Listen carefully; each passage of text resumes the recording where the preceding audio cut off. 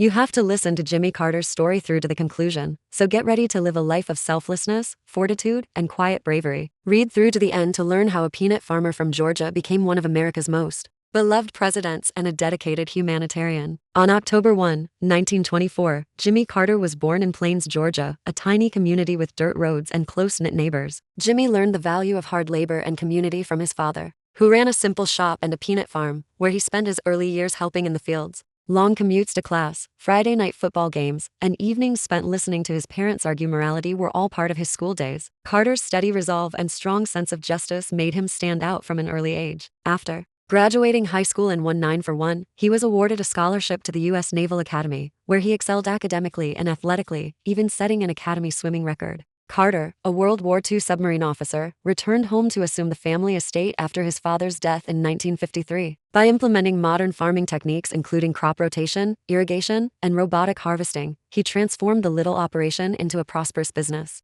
Carter did, however, also see the struggles of his neighbors, including segregated schools, limited access to healthcare, and limited economic possibilities. At a time when such opinions were controversial in the Deep South, he began to advocate for voting rights and school integration, first gently and then more vehemently. After gaining a seat in the Georgia State Senate in 1962, Carter promoted progressive reforms there. Better mental health facilities, equal pay for female teachers, and restructuring parliamentary districts to provide equitable representation were some of these reforms. He was elected governor of Georgia in 1970 as he became known as an independent, moral voice. As governor, he pushed for ethical reforms, accelerated government procedures, and promoted education. His open, involved, and humble leadership approach won him the respect of people from all walks of life. Then, in 1976, Jimmy Carter entered the presidential race without warning. He narrowly defeated Gerald Ford and won the Democratic primary. After Watergate, he ran as an outsider who promised honesty and an end to Vietnam's shadow. In his inauguration speech, Carter spoke about the loss of respect for government and pledged to restore integrity.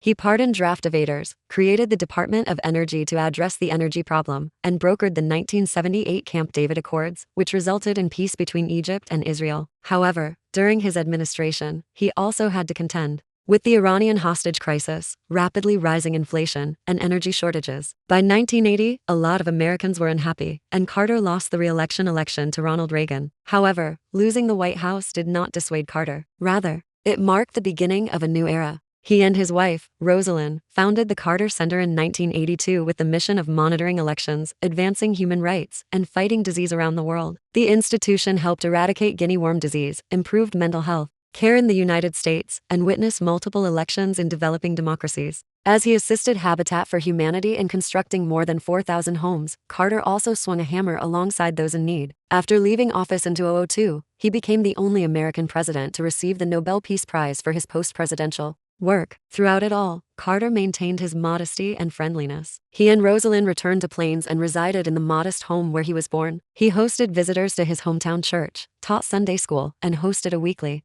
radio show in which he discussed everything from politics to peanut cultivation. Carter's gentle grin and grizzled hands symbolized a lifetime of devotion as he traveled for habitat builds and peace missions well into his 90s. The life of Jimmy Carter serves as a reminder that a leader should prioritize empathy, integrity, and a commitment to making the world a better place, one small action at a time. Before notoriety or wealth, his journey from the peanut fields of Georgia to the international arena and back shows that even the most humble beginnings may have a significant impact. If Jimmy Carter's story has inspired you and you want to learn more about the world's leaders, be sure to subscribe immediately. Your next amazing story is just a click away.